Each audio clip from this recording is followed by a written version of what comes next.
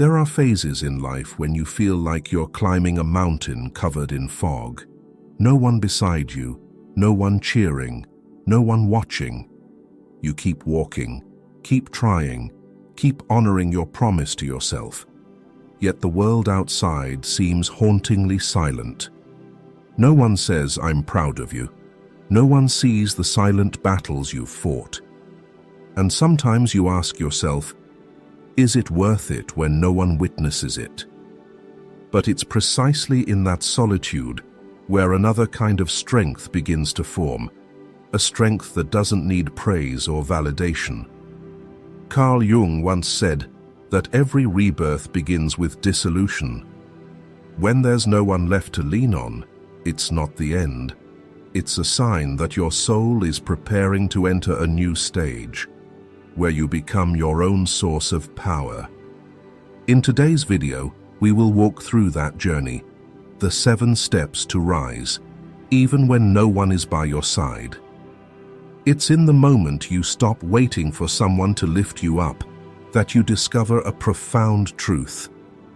Everything you've ever sought in the outer world, strength, love, peace, has always been within you, waiting to be awakened.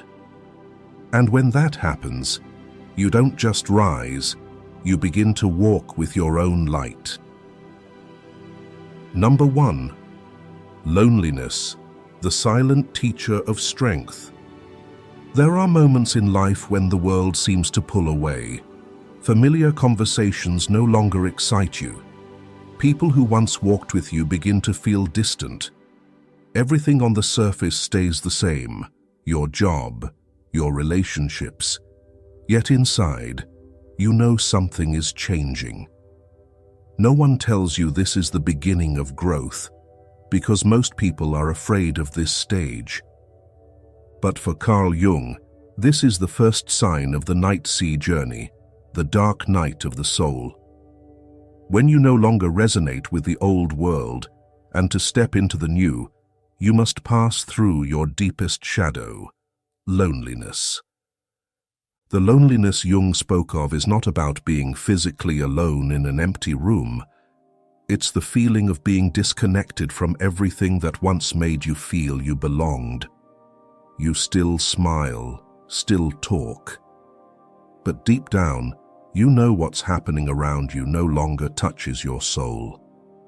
The world seems to speak a language you no longer understand, and you're left with only yourself. Many believe that reaching this point means failure, but in truth, it's the moment your soul begins to separate from the persona, the mask that once helped you fit in. The feeling that no one understands me isn't a sign you've lost your way. It's proof that you're getting closer to your true self. Jung believed that a person only truly matures when they dare to face themselves in solitude.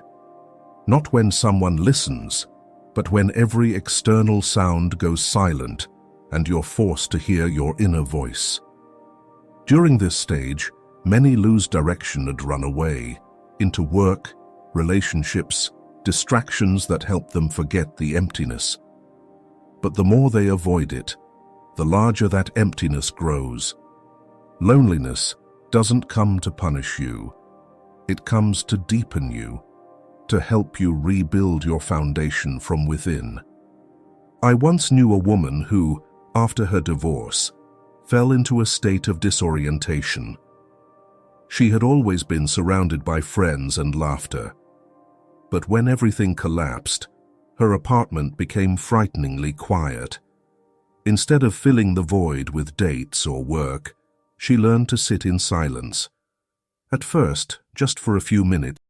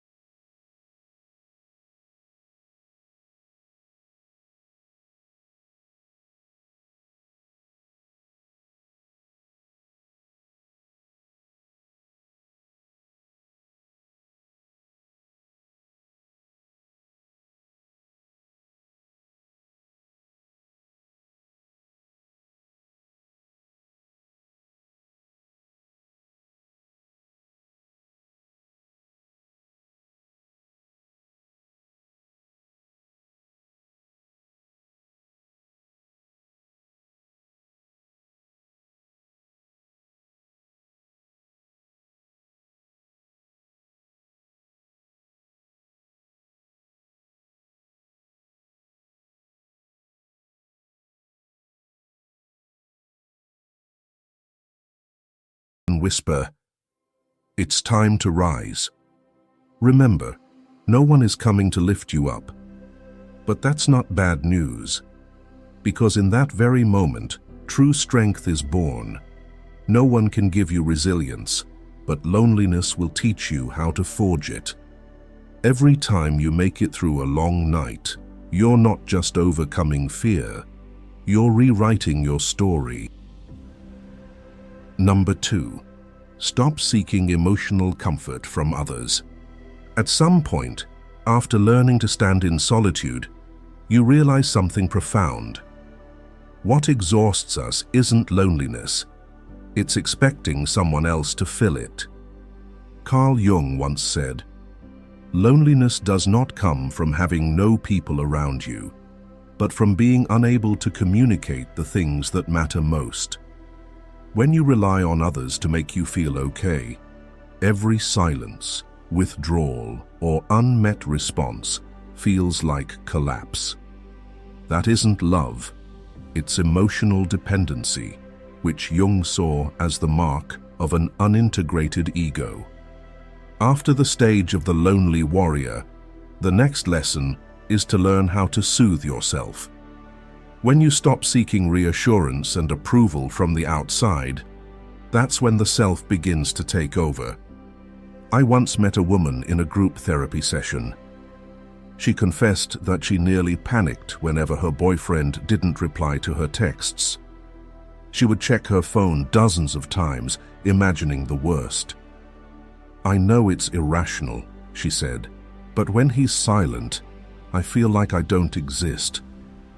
After months of therapy, she discovered the fear didn't come from him. It came from her childhood. Whenever she was sad, her parents would say, "Don't be dramatic," or walk away. Her unconscious learned, "Your feelings don't matter." And ever since, she sought someone to prove otherwise. Jung called that the trap of emotional projection, when we use others as mirrors to determine our worth. When they respond, we feel valuable. When they withdraw, we lose direction. But the truth is, no one can be your savior forever. The more you depend on others for stability, the more you lose the ability to regulate yourself. Self-soothing doesn't mean coldness or disconnection.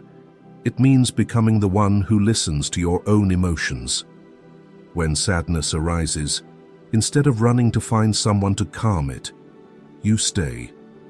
Place your hand on your heart and whisper, "I'm still here." That simple act is the beginning of emotional independence, a key stage of individuation when you stop merging with the collective and become an autonomous self. A person who knows how to comfort themselves doesn't need constant responses to feel valuable.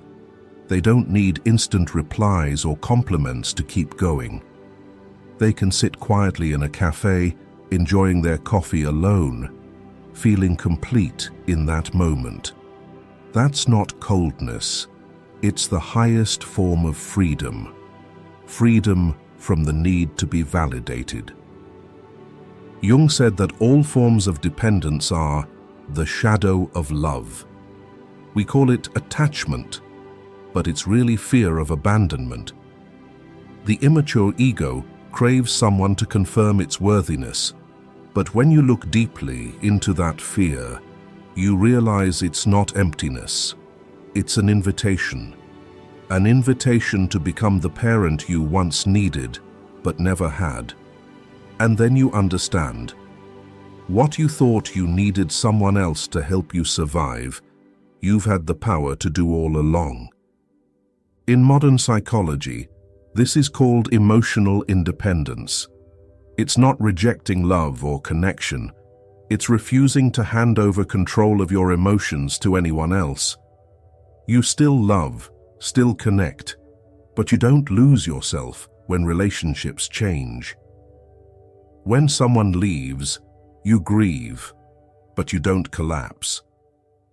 When someone goes silent, you listen, but you don't lose your worth. Someone with emotional independence doesn't need a rescuer. They can lift themselves up, wipe their own tears, and keep walking. And only from that place can they love truly, not out of need, but out of choice. Perhaps that's what Jung meant when he said, "The privilege of a lifetime is to become who you truly are." Because when you stop seeking comfort from others, you start seeing your own power, a power that doesn't depend, doesn't borrow, and can't be taken away. From the moment you stop waiting for someone else to make you happy, you begin to grow up. And if you're in that stage, no one understands, no one comforts, no one lifts you up, remember, it's okay. No one coming doesn't mean you're alone. It only means it's time to stand on your own 2 feet. Whisper quietly to yourself, "I don't need anyone to save me. I just need to not abandon myself." That's the second step, and the turning point, to rising, even when no one is there. And if you're in that stage now, learning to stand alone with no one understanding or comforting you, see it as a sign that your soul is maturing. Let me know you're still here by leaving one word in the comments. Still, as a signal that even when no one stands beside you, you still choose to stand with yourself. Number 3. Stop complaining. The language of the victim ego. After you've learned to stand strong in solitude and soothe yourself, another subtle but demanding challenge arises. Stop complaining. Complaining is how the ego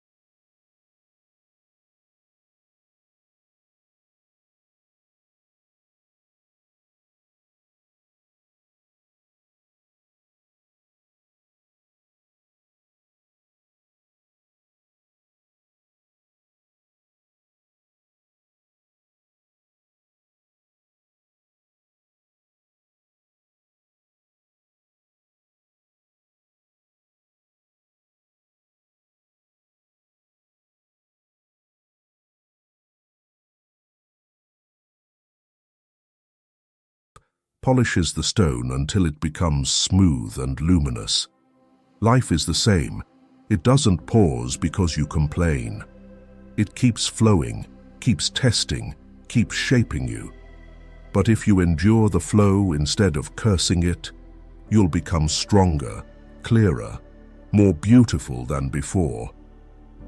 Complaining feeds the victim ego, the part of you that always wants someone else to take responsibility for your pain. That ego loves to feel pitied, because as long as you're a victim, you're exempt from responsibility. But that's also the surest way to stay stuck. On the other hand, every time you stop complaining and take action, no matter how small, You reclaim the energy lost to your unconscious. You rise not because someone pushes you, but because you choose not to stay in the dark any longer. Complaining often starts with small sentences. I'm so tired. No one understands me. I try so hard, but no one notices. Those phrases seem harmless, but they quietly feed an ego that believes happiness depends on others. Truly strong people don't need the world to comfort them. They can look directly at their pain, acknowledge it, and ask, "Now what can I do?" A viewer once shared with me that after her friends betrayed her, she spent 6 months consumed by bitterness. I told anyone who would listen how awful they were, she said, but I realized I was telling the same story for half a year. That night, she wrote in her journal, "If no one was around to hear me complain, would I still tell this story?" The answer was no. The next day, she started writing about what she wanted to learn, to change, to create. "It wasn't them leaving that hurt me," she said. "It was that I held on to the story for too long." Stopping complaint doesn't mean denying pain. It means no longer living in it. You can still feel sadness, disappointment, grief, but instead of retelling the wound, you use that energy to build something new.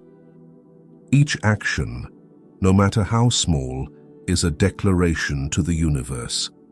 I am no longer a victim of this. Carl Jung once said, "I am not what happened to me, I am what I choose to become." And that choice, to stop complaining and start acting, is the doorway to a new level of strength. Every time you stop saying, "Why me?" and start asking, "What can I do with this?" you take another step forward. Because ultimately, that's how you rise even when no one is there, not through pity, but through the quiet strength of taking responsibility for your own becoming. And then you'll realize you were never truly alone. You were just too busy complaining to hear your own soul calling. Number 4. Become your own source of validation. After you've stopped complaining and begun to act, a deeper test appears, the silence of being unseen. You stand up, you work hard, you give your best, yet no one praises you, no one acknowledges you, no one seems to notice. This is the point where most people give up.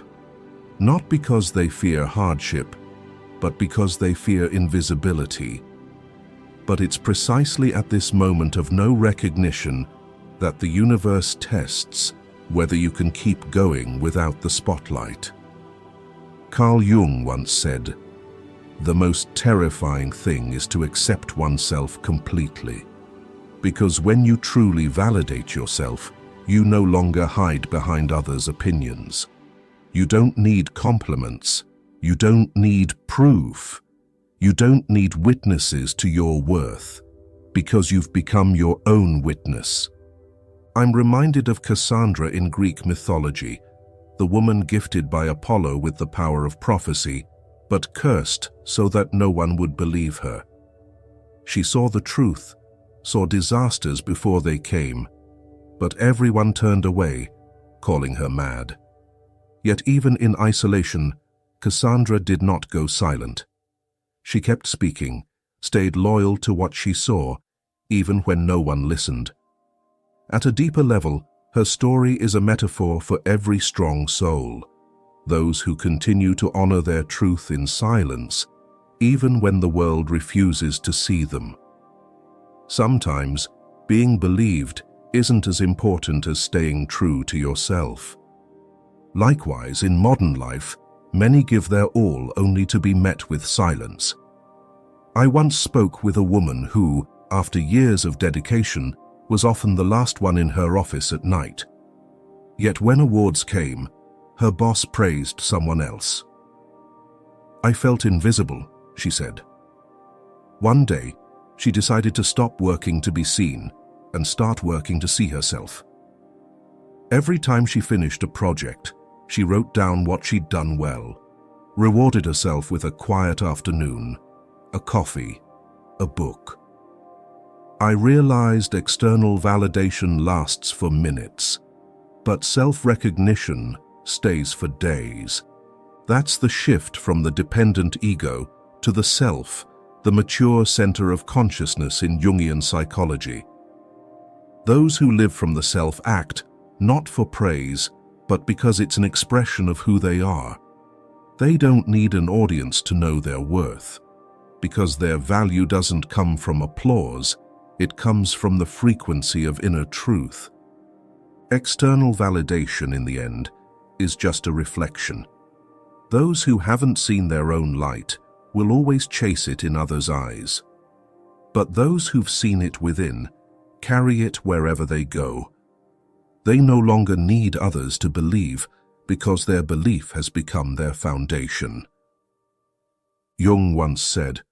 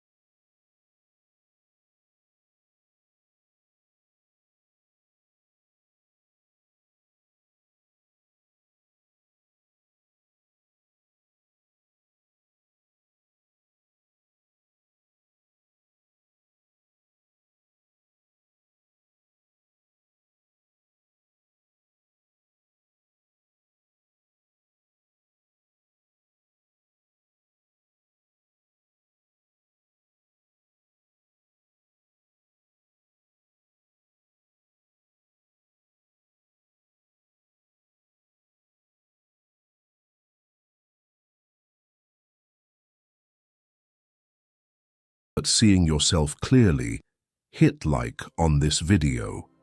That will be your signal to the universe. I'm ready to be my own source of light. Number 5. Rise quickly. Turn failure into fire. Have you ever wondered why, even after becoming stronger and calmer, life still makes you fall, especially when no one is there to lift you up? Failure, in its truest sense, isn't about loss or defeat. It's that moment when you stumble right on the path you believed in most. The times you thought you'd conquered your ego, only for one small event or word to shake you again. You feel weak, ashamed, and in that loneliness, you're tempted to go back, to be the pleasing version others once loved, just to be accepted again. But as Jung taught, those falls don't come to destroy you. They come to reveal the parts of you that remain unhealed, the ones still waiting to be integrated and loved. Every time you fall, the shadow reappears. It's not punishment, it's illumination. It shines light on your hidden arrogance, your fear of criticism, your hunger for approval. And the moment you rise again, without applause or support, your self expands. In a letter to Freud, Jung wrote, "Mistakes are, after all, the foundations of truth. Failure doesn't weaken you, it makes you real. Because only when no one catches you do you learn how to walk with your own strength. I once knew a woman who ran a small business. After years of effort, she was betrayed by her co-founder and lost nearly everything. For months, she lived in guilt and fear. But one day, her therapist asked, "If this isn't an ending but a lesson, what is it teaching you?" She went silent, then said, "Maybe I never truly listened to my intuition." From then on, she began journaling daily, not to complain, but to write what she was learning from the pain. A year later, she reopened her company, smaller but steadier. "I'm no longer afraid to fall," she said, "because every fall makes me more honest with myself." That's how failure becomes fire. You can't grow in safety because safety lulls the unconscious to sleep. But when you hit bottom, every layer of pretense burns away and your soul stands bare. From a neuroscience perspective, when you fail, the brain activates the anterior cingulate cortex, the area that processes the gap between expectation and reality. If you respond with fear or self-blame, your body releases cortisol, the stress hormone that freezes you. But when you take action, even a small step, your prefrontal cortex activates, releasing dopamine, the chemical of progress and hope. In other words, regret paralyzes you, but action heals you. Think of the phoenix, the mythical bird that regenerates by burning itself. Whenever it grows old, it dives into flames to shed its ashes, then rises again, brighter and freer. Humans are the same. If you dare to rise from your own ashes, you'll see that what burned away wasn't you. It was just the shell that had finished its purpose. Jung once said, "There is no coming to consciousness without pain." When we face failure without judgment, wounds cease to be enemies and become teachers. In pain, awareness is born, and only when we touch our wounds can we truly touch our humanity. In every failure, you have two choices. Let it define you, or let it refine you. When you say, "I'm a failure," you imprison yourself in the past. But when you say, "I'm learning something," you open a door to the future. Rock bottom is never the end. It's the ground you push off from. Strong souls aren't born from comfort. They're forged in collapse.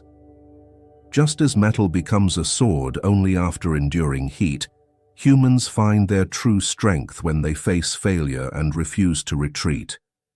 Remember, falling doesn't make you weak, staying down does. When you shake off the ashes, face your mistake, and take one more step, even a small one, you're rewriting your story. One day you'll see that every failure had a sacred purpose. It didn't come to break you.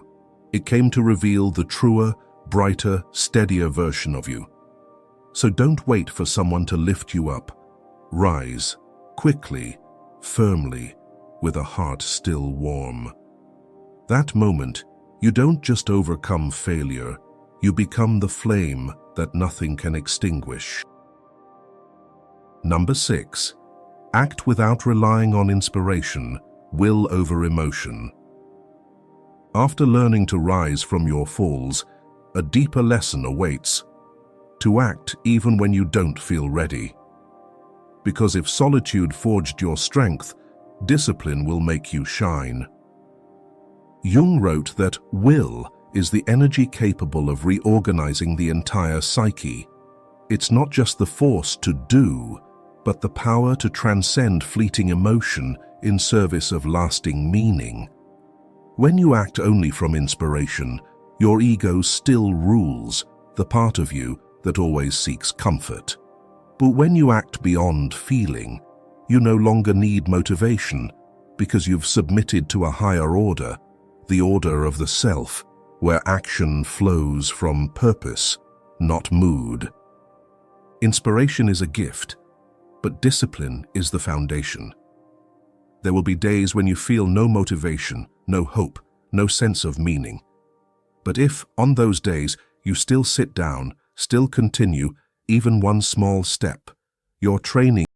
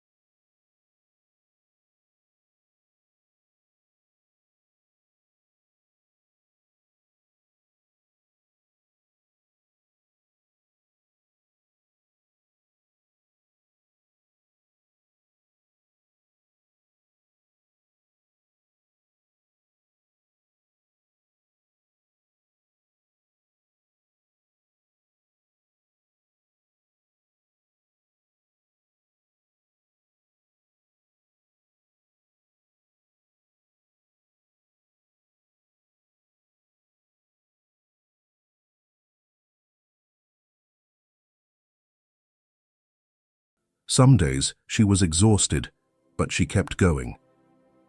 "I stopped waiting for motivation," she said. "I just needed will, because my son needs to see his mother not give up." A year later, she opened a small bakery. No one helped, no one encouraged, but she kept walking. She learned that willpower isn't a feeling, it's a decision to continue, even when your heart feels heavy. This story reminds us, inspiration doesn't create will, will creates inspiration. When you begin, you don't need to feel ready.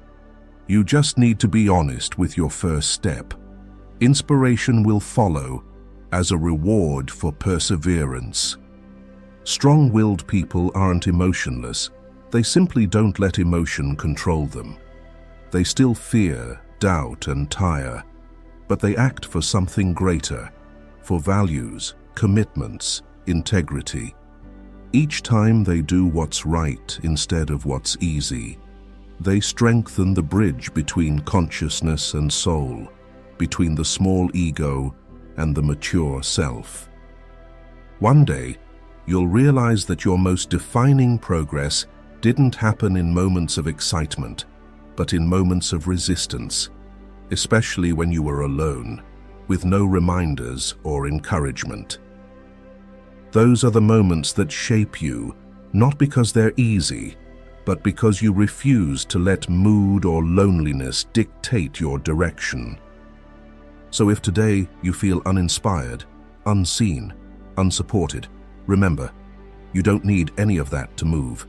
You just need one small decision to start.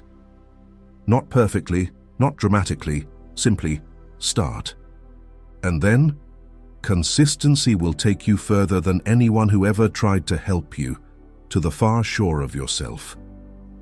If you've ever had to keep going alone, without motivation, without support, guided only by will, share your story in the comments. Because maybe your story will be the small flame that keeps someone else from giving up today. Number 7, you don't need anyone to understand you.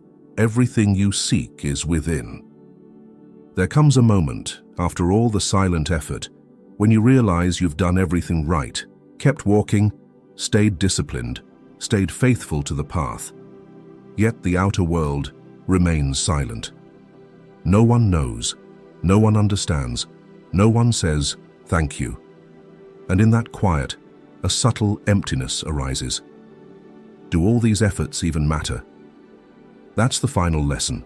When no one is left to lean on, you must find your own light. When you crave understanding, you're still asking others to validate your existence. But no one can truly understand you, because only you know how deep your inner journey has been. Carl Jung once wrote, "Your visions will become clear only when you can look into your own heart.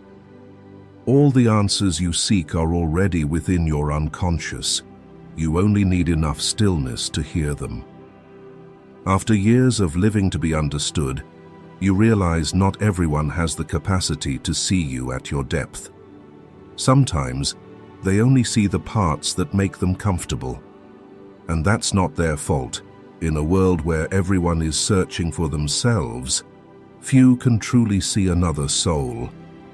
When you stop expecting understanding from the outside, you begin the return inward, where all your contradictions start to harmonize. Fear and courage, pain and healing, darkness and light. There you no longer need anyone to confirm that you are enough. You just need to know that you are being true to your soul, and that is enough. When that happens, you stop looking for saviors because you've become your own.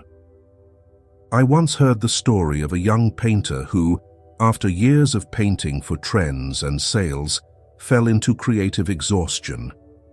One day she left the city, rented a small house by the lake, and cut off all communication for a month. She painted again, not to show, not to sell, but to listen to what her soul wanted to say. When she returned, her art had changed, raw, alive, full of soul. A gallery in Berlin saw her new work by chance and invited her to exhibit. She said, "When I stopped trying to be seen, people began to truly see me." That's the paradox Jung described. When you stop seeking outwardly, you become a center of inward gravity. Because creative energy, love, and wisdom don't come from being understood, they come from accepting yourself, even the parts no one else understands. Like a lighthouse in the night sea, it doesn't shout to be seen, nor move to seek attention. It simply stands, shining, and by doing so, guides those who are lost. Humans are the same. When you stand in your own light, without needing recognition, your presence itself becomes guidance for others. Carl Jung once said, "Who looks outside dreams, who looks inside awakes." When you stop asking the world, "Who am I?" and start asking yourself, "What do I truly need?" the veil of the unconscious begins to lift. The psychotherapist Carl Rogers once said, "The curious paradox is that when I accept myself just as I am, then I can change." No one will ever fully understand you, but that doesn't mean you can't be loved. Because real love doesn't require full understanding, only full acceptance.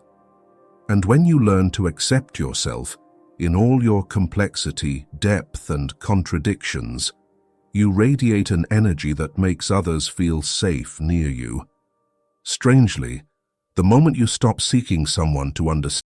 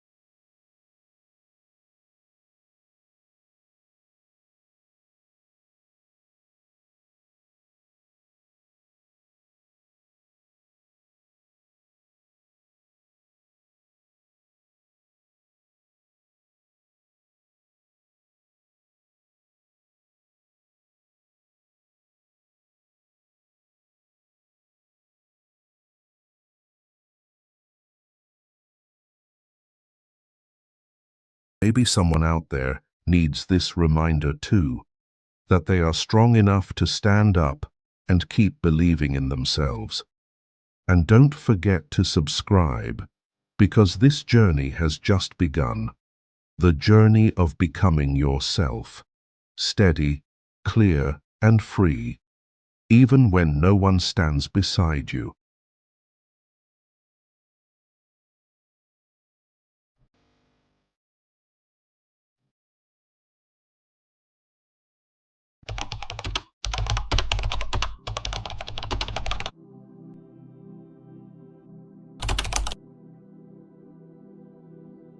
From a very young age, you might have been praised for being obedient, smart, sweet, or well-behaved. And each of those compliments, though seemingly harmless, quietly taught you that, to be loved, you must fit in. You began living like a mirror, reflecting expectations, pleasing others, avoiding discomfort. You became the perfect woman in everyone's eyes, and drifted further away from your true self. Until one day, amid all the okayness, a stable job, a decent relationship, a well-liked persona, you suddenly felt an emptiness within. Not because you did anything wrong, but because you've lived too long trying to please others. Carl Jung believed that every person carries a unique light within, a true, vibrant, irreplaceable self. But that light cannot shine if we live only to fulfill expectations. You didn't come into this life to be agreeable to everyone. You're here to ignite something real, something that, if you deny, no one else can do it in your place. In today's video, we'll explore the hidden truths that help you stop people-pleasing and begin living as your authentic self, not to become a better woman, but to return to the woman you always were before you learn to appease others. And perhaps from there, you will begin to live, not just exist in someone else's life. Are you ready? Number 1, realize you're living with a mask, not as yourself. There are days you walk into the office with a well-placed smile, polished words, and perfectly curated behavior. People praise your grace, tact, and pleasantness. You nod, smile, and everything seems fine. But when you return home, the door closes, no one is watching, you wipe off your makeup, slip out of your fitted dress, and in a fleeting moment, you look in the mirror and feel like a stranger. Not because you hate yourself, just that you no longer recognize who you are. Carl Jung called this the persona, the mask one wears to exist harmoniously with the world. It's not fake. It's the outer shell that helps you survive among expectations. You learn to smile even when unhappy, to nod even when you disagreed, to say what's safe and hide your real emotions. Over time, that mask becomes the main face you present to the world. But with it, a very real part of you, wild, tender, not needing to be correct to exist, fades into the background. You didn't become this way by accident. From a young age, you were taught that a good girl listens, yields, doesn't make others uncomfortable. Sensitive children were labeled too much. Assertive ones were called stubborn. And to be loved, you learned to adjust. You discovered that the gentler and less complicated you were, the more you were accepted. So little by little, you remolded yourself into someone palatable for all. But each time you fit in, you drifted further from yourself. Every nod when you wanted to say no, every silence out of fear of judgment, became a tiny cut into your inner truth. Not deep enough to cry out loud, but enough to make your soul quietly bleed day after day. Have you ever smiled through an entire evening only to feel empty when you got home? How many times have you said, "I'm fine," when your heart wanted to scream? Have you ever lived an ideal day, productive, polished, praised, only to lie in bed at night, feeling like you are acting in someone else's life?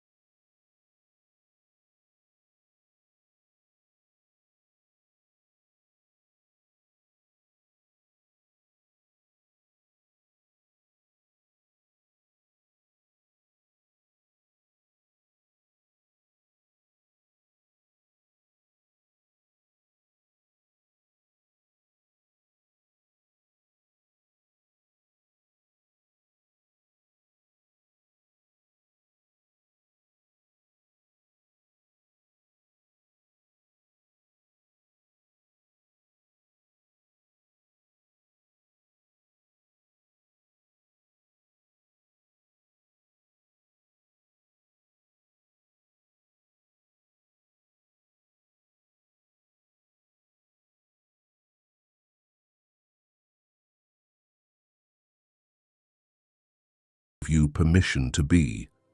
Sometimes you hear that voice in ordinary moments, an empty bus ride, an old song, a book at midnight, and you find your eyes welling up without knowing why. It's your soul saying, "I'm still here. When will you come back?" You don't have to rip off the mask immediately. Awakening doesn't begin with rebellion. It begins with something simple: stopping, asking yourself, am I doing this because I truly want to, or because I fear not being accepted? That question, though light, can be enough to crack the mask you've worn for too long. Carl Jung once wrote, "You are not what happened to you. You are what you choose to become." You are not your past. You are not your roles. You are not the expectations others place on you. You are someone who can choose to return, to live truthfully, to listen to the voice inside you that's been quietly waiting. And when you begin to see how long you've lived just to please others, that's when the first door opens. The door that leads you back to the woman you once were, soft, wild, sensitive, instinctive, and imaginative. The woman who doesn't need to play a role, who doesn't need anyone's permission, the true woman within you. And to live as the woman you were always meant to be, you don't just take off the mask. You must dare to return and meet her again. Number 2, embracing the abandoned feminine within you. Sometimes, amidst the constant push to be strong, rational, independent, a part of you silently grows weary. Not because you are weak, but because it's been far too long since you were allowed to be soft. You were once a little girl who loved writing in a purple ink diary, who cried during sad movies, who believed someone would come along, not to carry your burdens, but simply to let you be yourself without having to try so hard. But as you grew up, people said, "Stop daydreaming. A woman must be strategic. Softness is a disadvantage. And little by little, you tucked your femininity away into a deep corner, one you showed no one, not even yourself. Until one day, you began to feel an unnamed emptiness inside. There are days when you do everything right. Your job flows smoothly, relationships seem fine, everyone praises your strength and independence. You're proud that no one can make you cry, that you've survived pain without needing comfort. But then, on an ordinary day, in just a few quiet minutes, the tears suddenly come. Not because you are weak, but because a part of you, the soft, emotional, intuitive part, has been forgotten for too long. This feminine part isn't about dresses or gentle words. It's the part that can quietly sense someone's pain, even when they say nothing. The part that loves without calculation, that trembles when hearing a sad song, that closes its eyes on a winter afternoon and feels its heart dip, as if the sky is grieving too. But society doesn't teach you to honor this part. Since childhood, you've been told that good girls don't cry too much, don't feel too deeply. You learn to hide your tears at night, suppress your vulnerable moments, to smile even when you feel empty. Bit by bit, you broke your innate femininity to become the ideal woman in others' eyes. Carl Jung called this part anima, not femininity as society defines it, but the root of intuition, imagination, deep and blurry emotion. Anima doesn't argue, it just knows. It doesn't scream, it whispers. But when you live too long by logic, you lose the ability to hear that whisper. And so you always feel tense. You do well, but you're tired. You love, but it feels dry. You help others, but feel empty. Not because you're doing something wrong, but because you're no longer living from the soft spring within, the place where you once knew how to rest, feel, and be yourself without proving anything. A woman once said, "I was strong for so long that when someone finally hugged me and said, 'You don't have to be tough anymore,' I burst into tears without knowing why." Those tears weren't just a release. They were a message. That tender part of you is still there, waiting for you to let it live again. Femininity is not weakness. It is life itself. It appears when you walk barefoot on wet grass, when you write a few lines in your journal, when you hug someone and want nothing more than silence. It shows in the softening of your gaze, in the slowing of your breath, in the moment you pause to ask what your heart truly wants. Carl Jung once said that if a woman is cut off from her anima, she may be successful, efficient, independent, but her inner world will dry up like a stream blocked by stone. You can have it all and still feel empty, because you can't live deeply without that underground well within. In the movie Julie and Julia, the character Julie, a modern woman who seemingly had everything, a stable job, peaceful marriage, and nothing lacking, often felt empty and lost. Not from lack of success, but because she hadn't touched what truly stirred her heart in a long time. When she began her cooking journey through Julia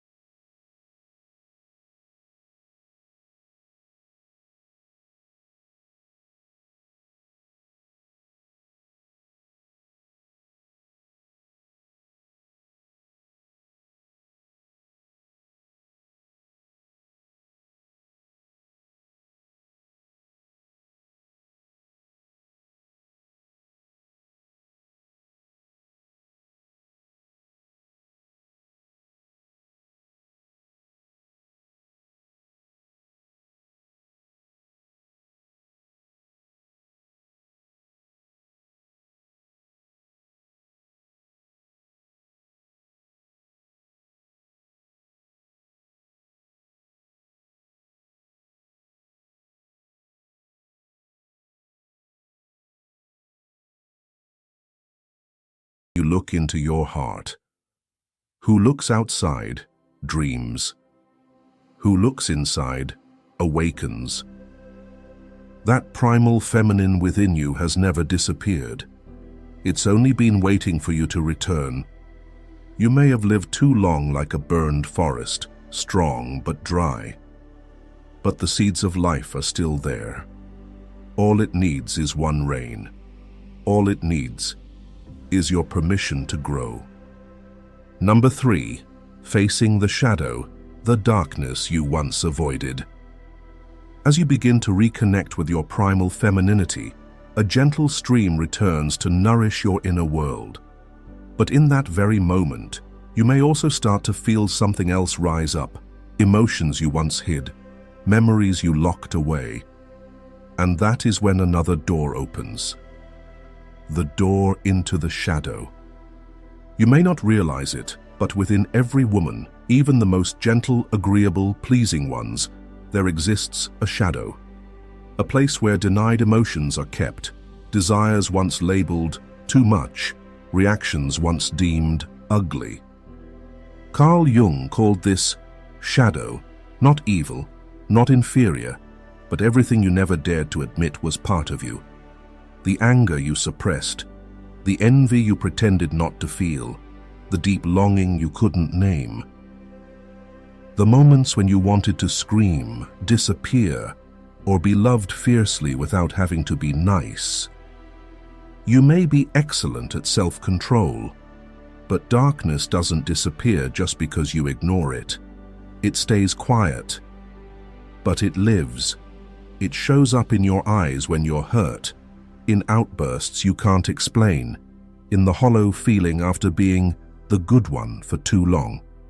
You say, "I don't understand why I acted that way." But the shadow understands. It's been waiting, not to devour you, but to be heard. A woman once shared, "I've always been seen as calm, kind, but once I got so angry I threw a cup on the floor, and I was terrified of myself. I cried all night from guilt. But the next morning, I felt lighter, as if I'd finally been honest after years of silence." Her shadow wasn't shameful. It was just abandoned, now asking to be seen. You can't truly be yourself until you've looked into your shadow, just as the moon can't shine without its hidden side. In Greek mythology, the goddess Hecate, the goddess of darkness and magic, did not dwell in the sky, but at crossroads where light and shadow meet. She didn't represent evil, but the wisdom of those brave enough to walk through fear. Hecate teaches us, to be truly strong, you can't live only in the light. You must also dare to hold a torch into the places everyone avoids. And that place is within you. Maybe you felt jealousy, wanted to stand out, been angry at not being valued, and then judged yourself. "I shouldn't be like this.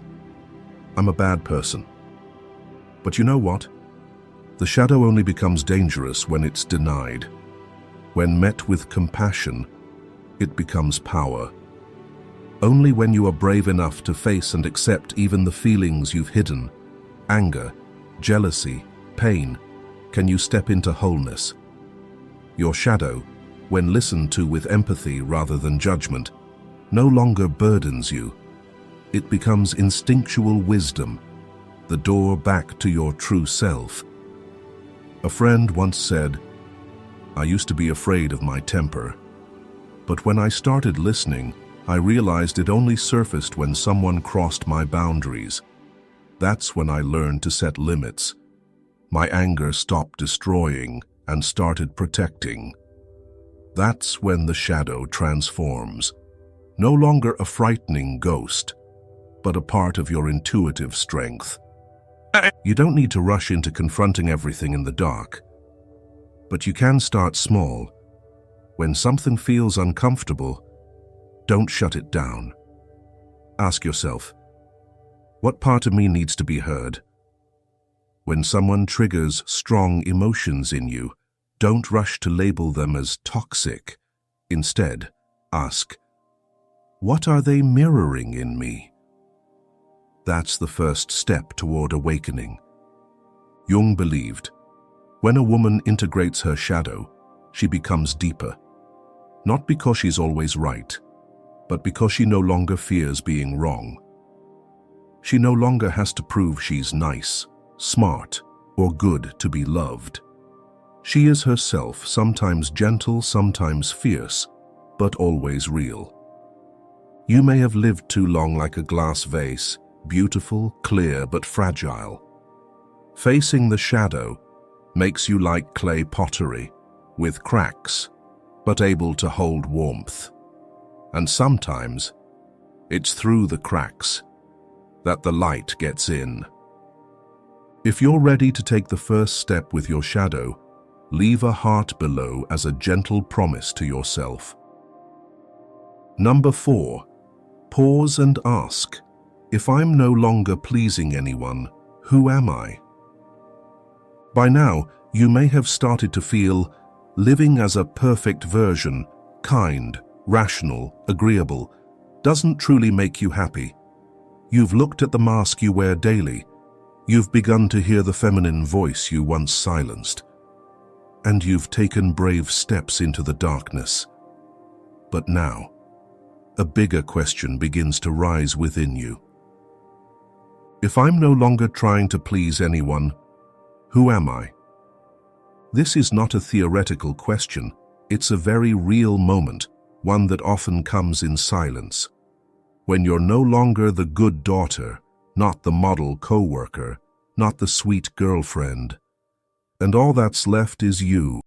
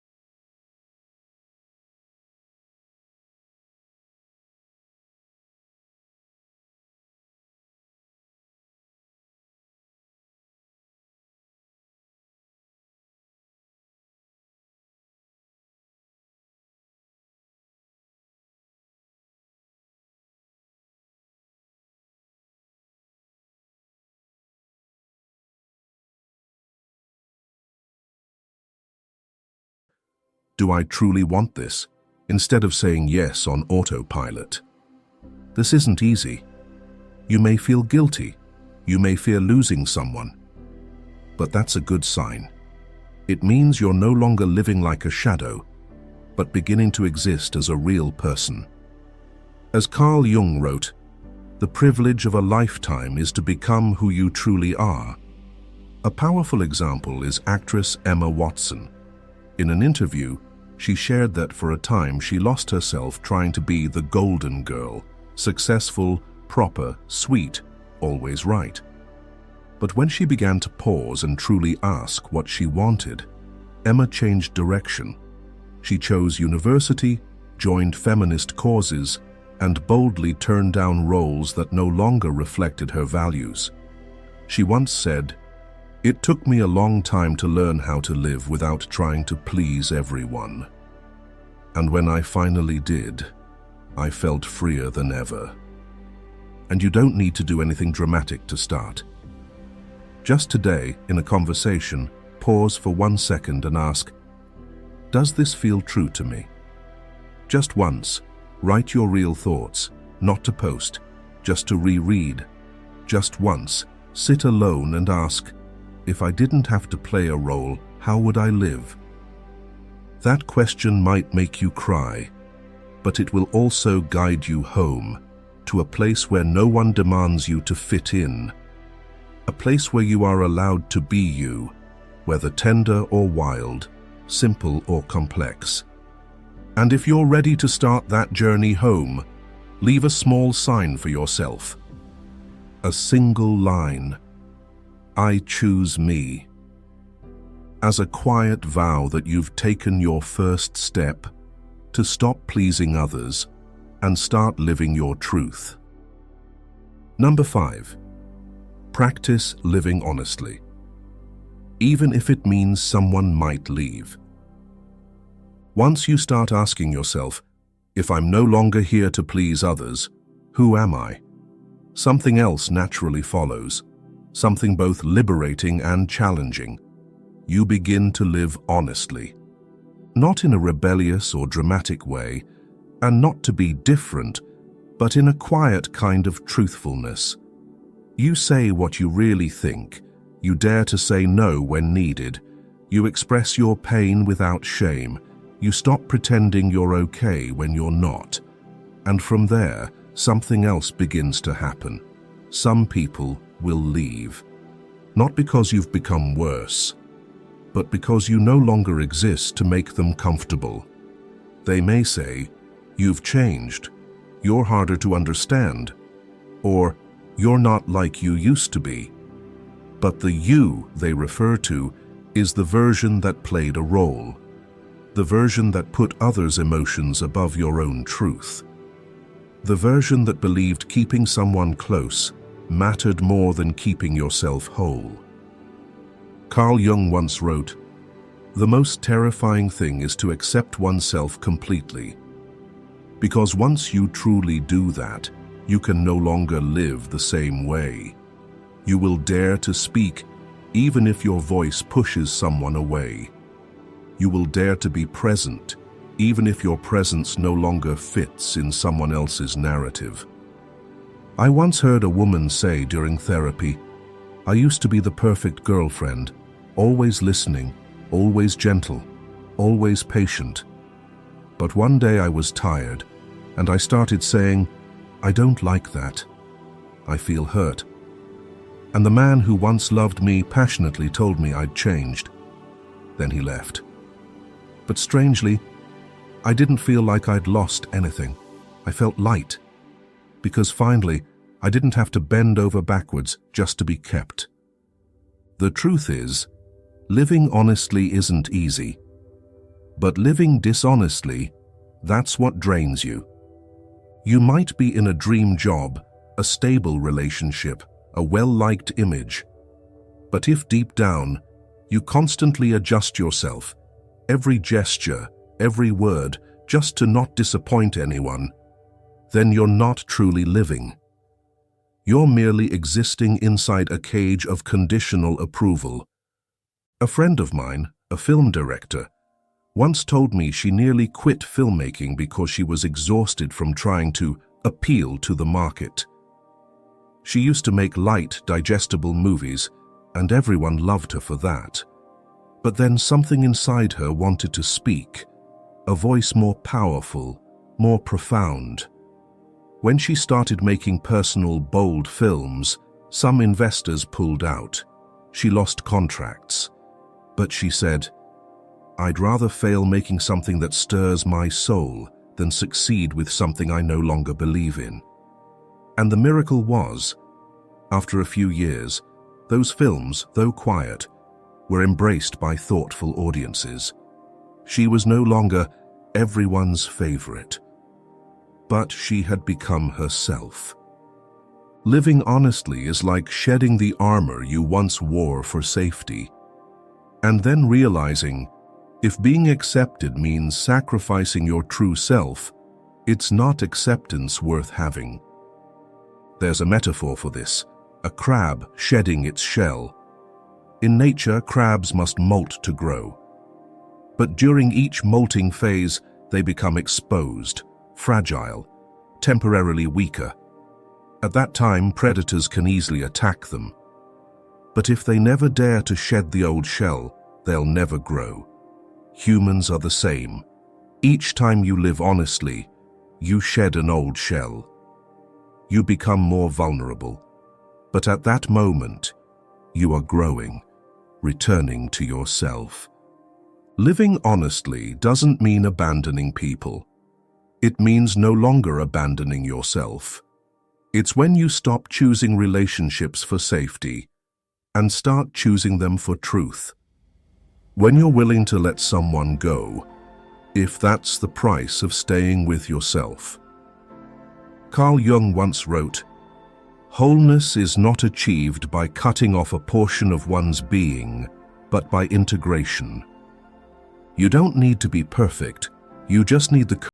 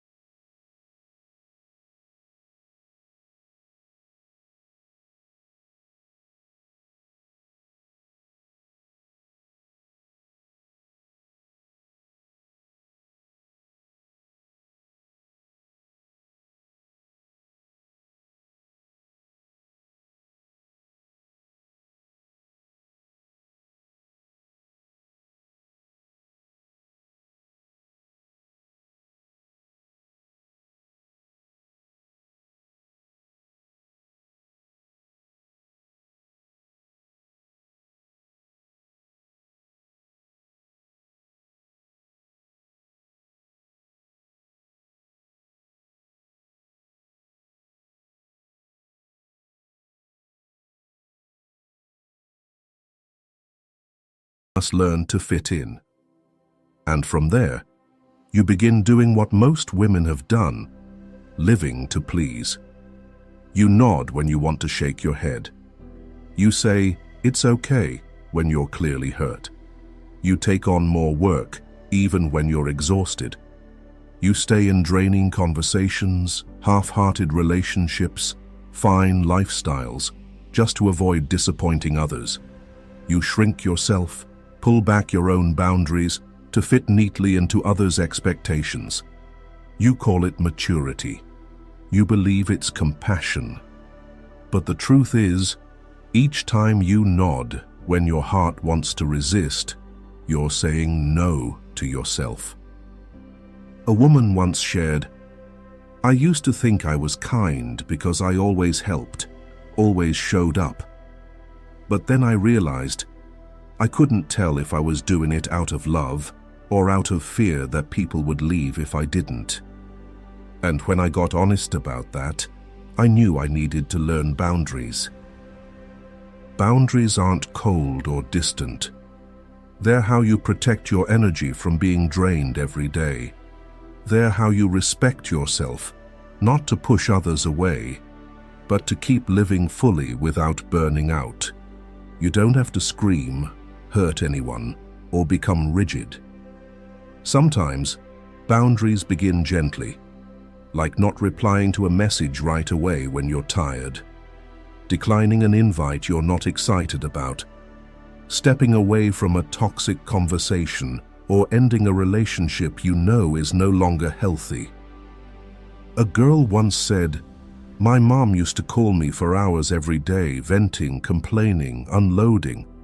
I love her, but every time I hung up, I felt drained. I didn't dare say, 'Mom, I'm tired,' because I didn't want to hurt her. But eventually, I didn't want to answer anymore, and I felt guilty. Then I learned to say, 'Mom, I'll listen for 30 minutes today, then I need to do other things.' She was a little disappointed, but she adjusted. And I felt light, because I no longer felt consumed. Setting boundaries doesn't make you worse in others' eyes. It makes you more honest with yourself. And from that honesty, healthy connections can be built, because people who truly love you will respect your space and rhythm. A friend of mine, a senior manager, said, "I used to work late every night. No one made me, but I thought if I didn't, I wouldn't be valued. I always said, 'Yes, I'll handle it,' even when I was dead tired. One day, I looked at my calendar and saw there was no space left for me, no time for joy. I started saying no, not to rebel, but because I want to live long, not burn bright and fade." I've met many people like that, especially women, who've learned if you don't protect yourself, no one will do it for you. And the important thing is, you don't need to apologize for having boundaries. You don't need to say, "Sorry, I can't help. Sorry, I need rest. Sorry, I can't make it." You only need to speak your truth with clarity and respect. And when someone reacts, that's their reaction, not your responsibility. Carl Jung once wrote, "We cannot change anything until we accept it. Condemnation does not liberate, it oppresses." You too, you cannot set boundaries if you're still condemning your own needs, limits, and feelings. Only when you love yourself enough to accept that you are not a superhero can you allow yourself to rest, say no, and preserve what keeps you whole. When you start setting boundaries, some people will feel upset. Those used to your constant availability, your compliance, will find it strange. They may complain, they may drift away, but you'll see. Those who stay are the ones who truly accept you, with your emotions, your limits, and your imperfections. Once, I asked an older woman, someone who had lived through many storms, "What was the biggest lesson you learned in your journey of self-love?" She smiled and answered slowly, "I learned that saying no is a form of love. When you say no to what hurts you, you're choosing to love yourself." And I hope you begin to learn that too. You don't need to change your soft, kind, or generous nature. You just need to know.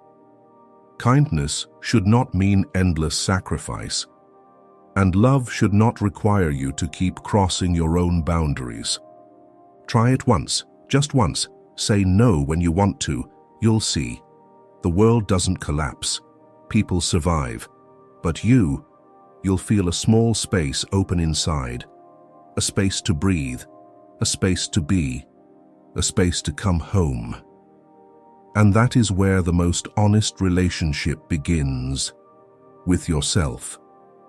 And if you need a little promise to begin, write yourself one small sentence in the comments.